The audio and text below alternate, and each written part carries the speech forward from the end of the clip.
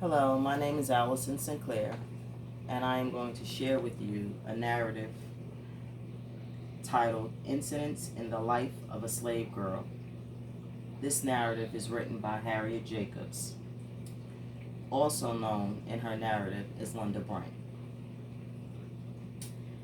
Harriet Jacobs was born near Edenton, North Carolina in 1813. She was the daughter of a slave, and therefore Harriet was considered a slave from the time she took her first breath. This fact was unknown to Harriet, as she lived a fairly decent life from as young as she could remember until she was about 6 years old.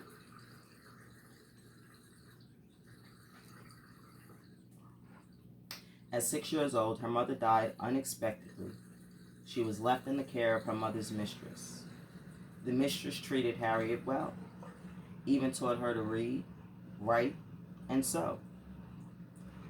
However, it was at 6 years old when she realized her fate, that she was considered property and could be sold or given away at a moment's notice. It wasn't as if she didn't have family that were nearby and capable of taking care of her. Harriet's grandmother lived close, and she was alive and well and able-bodied. She also had a brother and an uncle. Luckily, she was able to remain in contact with her family, saw them frequently, and on occasions spent a week or two with her grandmother. Harriet's grandmother was instrumental in making Harriet into the woman she became, in my opinion. Harriet continued to live a decent life with her mistress, Margaret Horniblow, for 6 years before she also took ill and died. In her will, she gave Harriet, who was 12 at this time, to her niece. It was during this time that Harriet was to start to see the true meaning of slavery. The niece was only 5 years old when she was willed Harriet. Therefore, her parents essentially took charge over Harriet and what her duties would be. Dr. Flint, who was the niece's father, became Harriet's new master by default, and his wife, who were considered to be cruel to their slaves, and Harriet was treated no differently, at least for a few years. Her narrative begins explaining how she was naive to the life she was born into. Her father was a carpenter as well as a slave and earned privileges as if free because of those talents. Aunt Martha, as she was referred by the community, was actually Harriet's grandmother, her maternal grandmother. She was known for baked goods that she sold throughout the town. She became well known, well liked, and well respected. Besides that, she was also a woman of strong faith and resilience, which is how she raised her children and subsequently her grandchildren. Harriet often reflects on the relationship and the impact her grandmother had on her throughout her narrative. At age 12, Harriet began her journey of slave life. As she matured and began showing outward signs of womanhood, she began to attract the unwanted advances of Dr. Flint.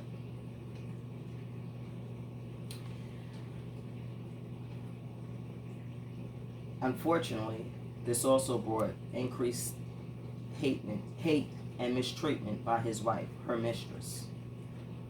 She was jealous because she knew that her husband sought an intimate relationship with Harriet.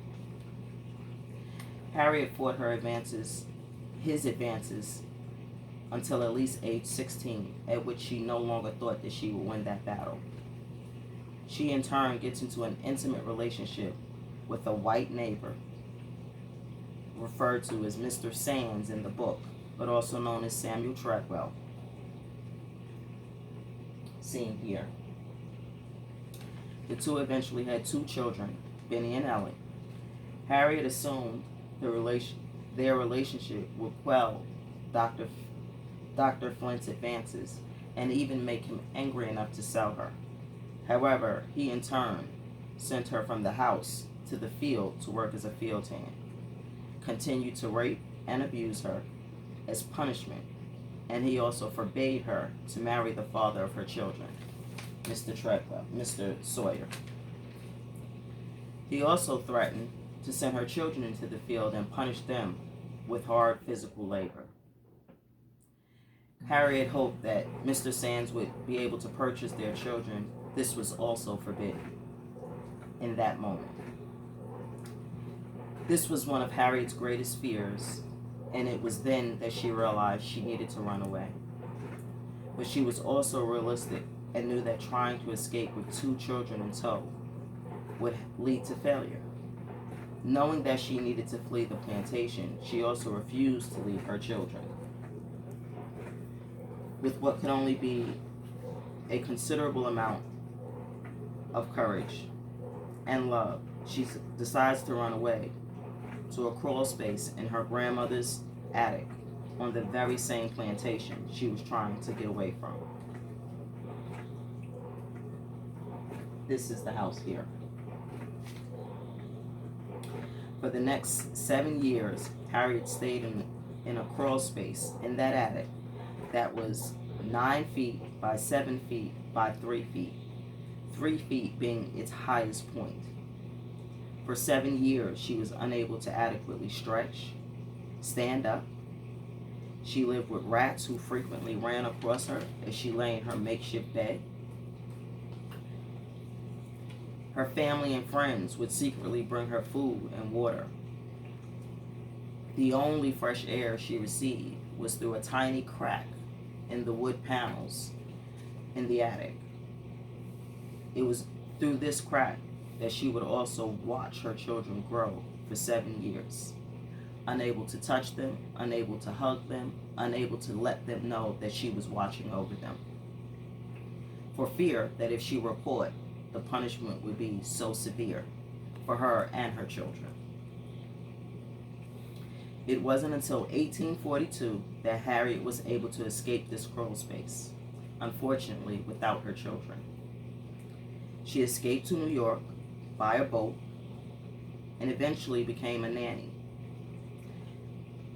for a Nathaniel Parker Lewis, who was an abolitionist writer.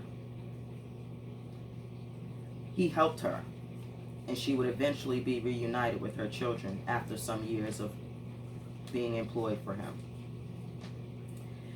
Harriet began writing her book, This Narrative, in the 1850s when slavery was a hot topic and was becoming widespread. Harriet eventually becomes a free woman and finishes her book in 1861. She did die in 1897, but she died as a free woman. One of the reasons I chose this narrative is because the relationship she had with her grandmother and the idea that the grandmother was viewed as the matriarch of the family is very similar to my upbringing and a lot of the upbringings of African Americans even to this day. Her story overall, while sad and scary, is also inspiring. The amount of horror, pressure, stress, and fear she must have endured living in that crawl space for 7 years is unimaginable. The fact that she was eventually deemed disabled because of that confinement, because she was unable to move, because she was unable to stretch, and that she still fought through it all to her freedom. It's just a testament, and it should be heard by all. I believe this narrative will be valuable to middle and or high school students because it gives a good description of slave life from a woman's perspective. It can also show young people, especially young African American girls, to value themselves, to never give up, what true determination can offer, what it means, and just to never give up the fight, This was a very interesting narrative. Thank you.